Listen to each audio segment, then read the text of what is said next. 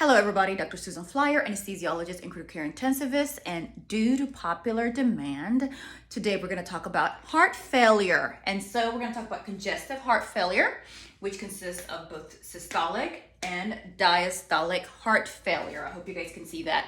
This is my first time, so please bear with me, okay?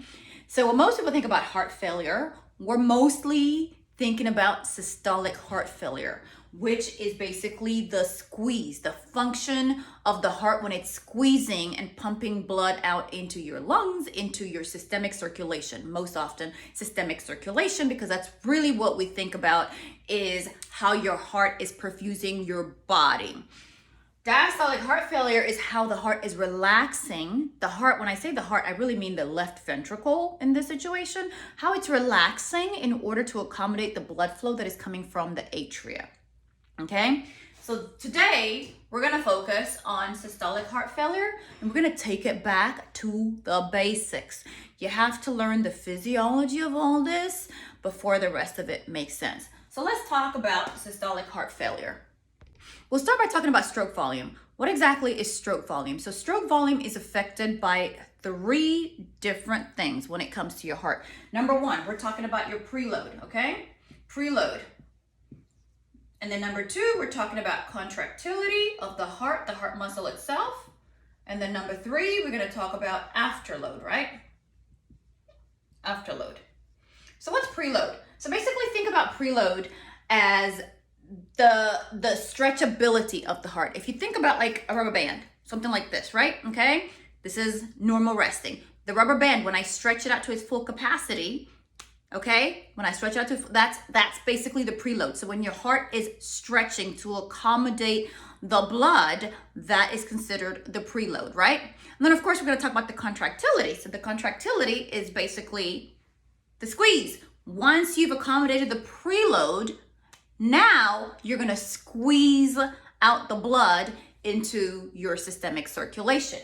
That is your contractility. And the afterload in the heart, when we're talking about the afterload, we're talking about the pressure, the backflow of pressure from the aorta that the heart has to pump the contractility against. So if the heart is pumping against, let's just say a blood pressure of 120 systolic versus 180 systolic, it's going to be easier for the heart to pump against a blood pressure of 120 systolic versus one that's 180, obviously, because now you have to accommodate larger forces. This is all the physics that we learn in undergrad in order to push the blood out into the systemic circulation. So all these three together determine your systolic function and your stroke volume.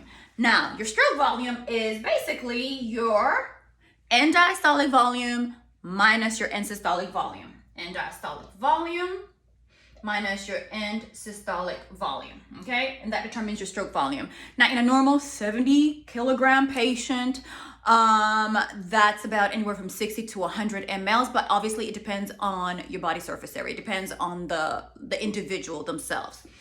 And let's talk about your ejection fraction. So when we're determining your stroke volume, we're talking about basically milliliters, right? Ejection fraction is percentage. So your ejection fraction is your end diastolic volume minus your end systolic volume over your end diastolic volume. So let's think about it. Diastole, what's happening in diastole? In diastole, your heart is relaxing and accepting the blood from the atria. Your ventricles, I should be more specific. It's relaxing, it is accepting the blood coming from the ventricles, and at its full capacity, that is considered your end diastolic volume, okay? And then once it's relaxed and it's accepted the full capacity of the volume coming from your atria, it's going to contract. And at that point, when it's contracted at its maximal capacity, you're going to have your end systolic volume. So you measure that and then you divide it by your beginning end diastolic volume, and you get your ejection fraction, which, like I said, is in percentages and normally is about 55%. So somebody who has congestive heart failure with a systolic congestive heart failure with a stroke volume that is low you're going to have an ejection fraction that is 55.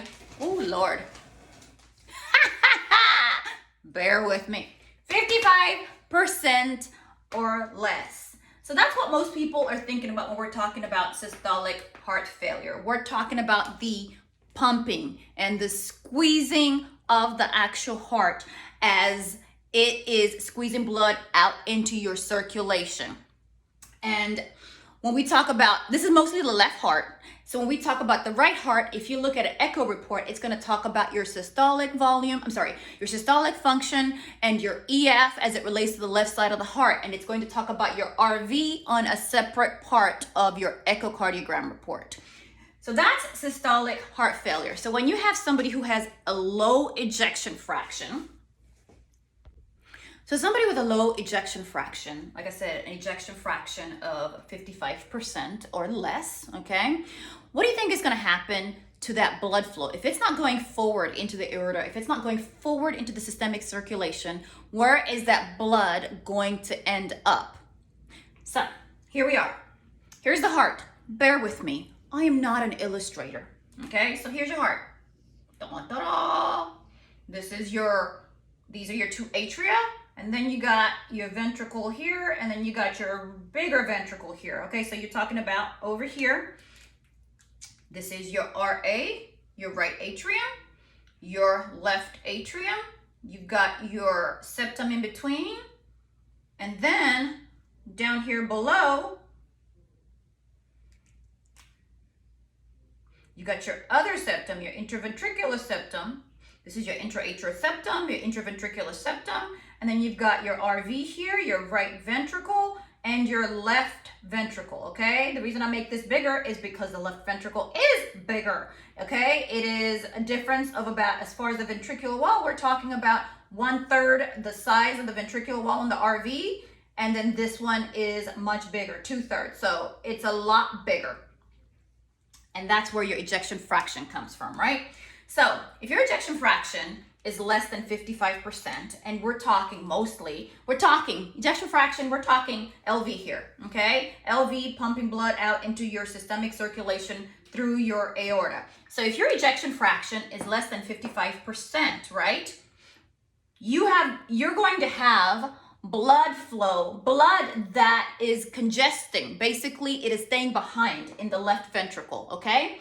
So what's going to happen when you have extra blood here that is not going forward, because now your ejection fraction is compromised, your heart is not squeezing as well.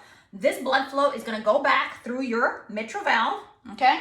Mitral valve, this is this one right here. It's going to go back into your mitral valve.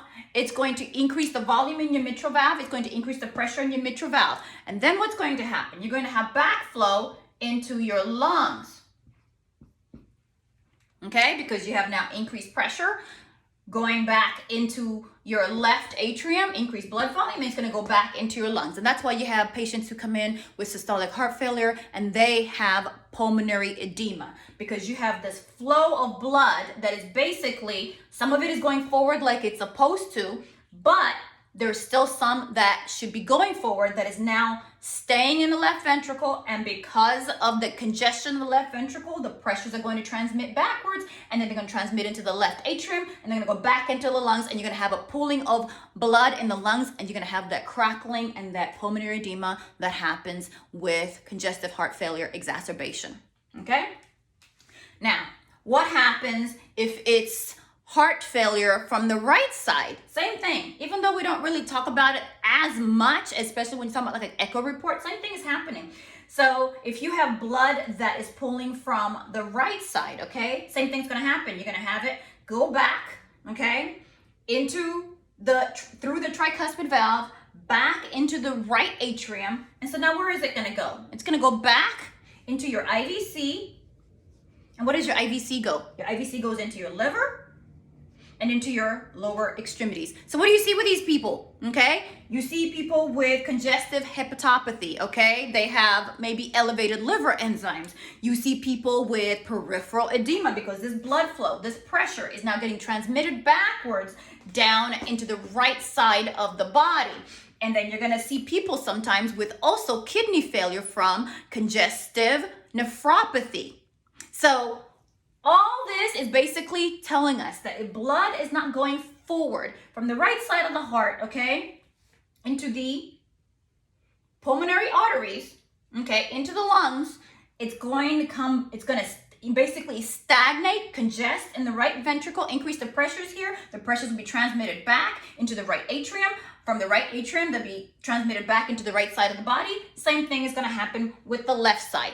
If your systolic function is impaired on the left side, blood flow is just going to start going backwards, and it's going to settle into your lungs, and you're going to have pulmonary edema. So that is the topic of today. Systolic heart failure in a nutshell, less than 10 minutes. Please let me know down below if all this makes sense, if you guys have any questions, and next time we can talk about diastolic heart failure. Thank you.